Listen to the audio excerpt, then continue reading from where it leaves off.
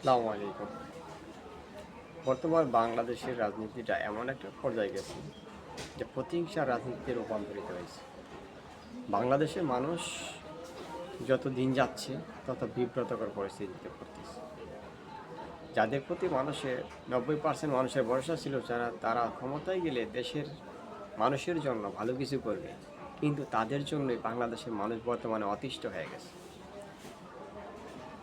যারা জাতীয়তাবাদ বলে দাবি করে, তারা বর্তমানে এখন ইসলাম বিদ্বেষী হয়ে উঠছে।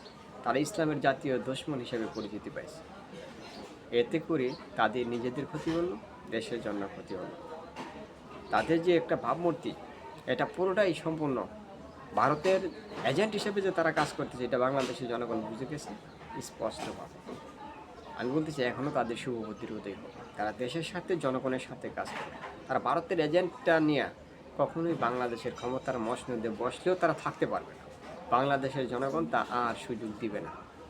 অতএব এখনও সময় আছে তাদের ভুল পথ থেকে বেরিয়ে আসা। এখনও বিএনপি নেতাদের এই সমস্ত ভুল আচরণ থেকে বেরিয়ে আসা। যে মসজিদে আক্রমণ করা, দারসুল কোরআনের মাধ্যমে আক্রমণ করা, এটা সম্পূর্ণ অন্যায় এবং দেশবিরোধী এবং ইসলাম বিদ্বেষী এবং ইসলামের বিরুদ্ধে অবস্থান হিসেবে সেটা বিবেচিত হয়েছে। আমাদের যে আশা ছিল যে অন্তপক্ষে 5 তারিখের পরে আমাদের আশা ছিল অন্তপক্ষে 90% ভোট পেয়ে বিএনপি ক্ষমতায় আসবে, এটা আমাদের বিশ্বাস ছিল। কিন্তু পর্যায়ক্রমে যে 1 বছর যাওয়ার পর আমরা এখন বুঝতে পারতেছি ক্লিয়ারলি যে বিএনপি আসলে, তারা যত দিন যাচ্ছে, যে আত্মবিশ্বাস ছিল মানুষের, তাদের আচার আচরণে, তাদের যে কালচারের কারণে মানুষ বর্তমানে অতিষ্ঠ হয়ে গেছে। যেরকম চাঁদাবাজি, টেন্ডারবাজি, ব্যবহার, আচার আচরণ খারাপ, ব্যবসার মধ্যে সিন্ডিকেট থেকে ধরে নিয়ে সকল ক্ষেত্রে তারা যেভাবে পারতেছে সেভাবে লুটে পুটে খাইতেছে। এটা কিন্তু আসলে বাংলাদেশের মানুষ এটা আশা করে না যে 5 তারিখের পরে এই ধরনের হবে। এবং আওয়ামী লীগের নেতাকর্মীদের অনেকদেরকে যেভাবে বিএনপির নেতাকর্মীরা ছাড়াই নিয়ে আসছে, তার মানে তারা দ্বিতীয় আওয়ামী লীগ হিসাবে পরিচিতি পাইছে এবং তারা ইসলাম বিদ্বেষী, এটা তারা নিজেরা প্রমাণ করছে।